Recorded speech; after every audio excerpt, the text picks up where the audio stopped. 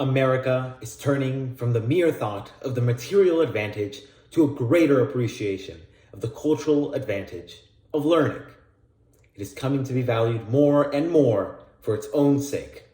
People desire not only the intelligence to comprehend economic and social problems, but they are finding increased leisure is little more than time wasted in indulgence, unless an opportunity for self-development and self-expression has been provided in youth by the cultivation of a taste for literature, history, and the fine arts.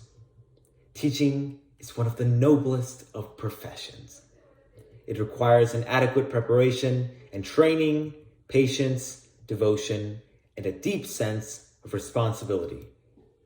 Those who mold the human mind have wrought not for time, but for eternity. The obligation which we all owe to those devoted men and women who have given of their lives to the education of the youth of our country, that they might have freedom through coming into a knowledge of the truth, is one which can never be discharged. They are entitled not only to adequate rewards for their service, but to the veneration and honor of a grateful people. The encouragement and support of education is peculiarly the function of the several states, while the political units of the district, the township, and the county should not fail to make whatever contribution they are able to. Nevertheless, since the wealth and resources of the different communities vary, while the needs of the youth for education in the rich city and in the poor country are exactly the same, and the obligations of society toward them are exactly the same, it is proper that the state treasury should be called on to supply the needed deficiency. The state must contribute, set the standard, and provide supervision if society is to discharge its full duty not only to the youth of the country, but even to itself. The cause of education has long had the thoughtful solicitude of the national government. While it is realized that it is a state affair rather than a national affair, nevertheless, it is provided by law a Bureau of Education. It has not been thought wise to undertake to collect money from the various states into the national treasury and distribute it among the various states for the direct support of education. It has seemed a better policy to leave their taxable resources to the states and permit them to make their own assessments for the support of their own schools in their own way.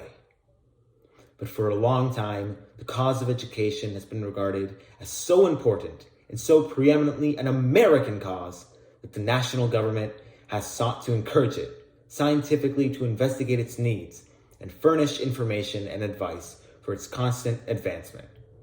Pending before the Congress is the report of a committee which proposes to establish a Department of Education and Relief to be presided over by a cabinet officer. Bearing in mind that this does not mean any interference with the local control, but is rather an attempt to recognize and dignify the importance of educational effort, such proposal has my hearty endorsement and support. It is thus that our educational system has been and is ministering to our national life. Our country is in process of development. Its physical elements are incomplete.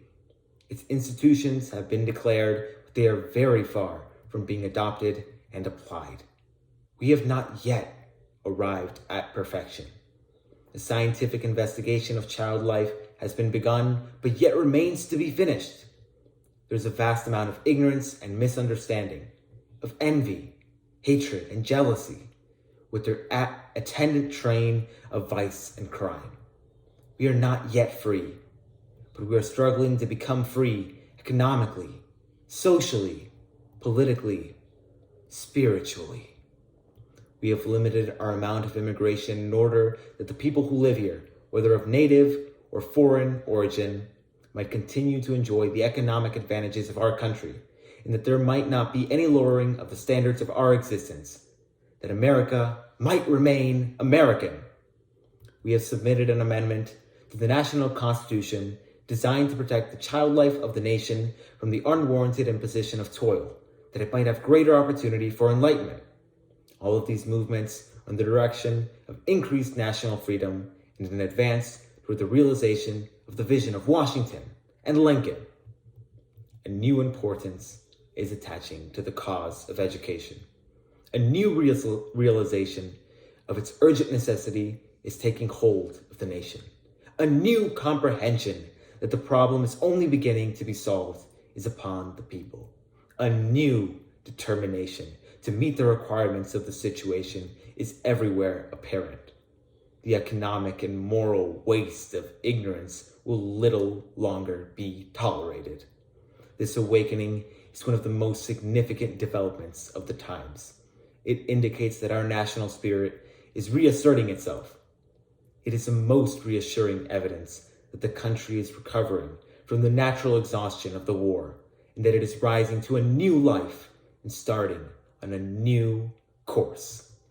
It is intent as never before upon listening to the word of the teacher, whether it comes from the platform, the schoolhouse, or the pulpit. The power of evil is being broken. The power of the truth is reasserting itself. The Declaration of Independence is continuing to justify itself.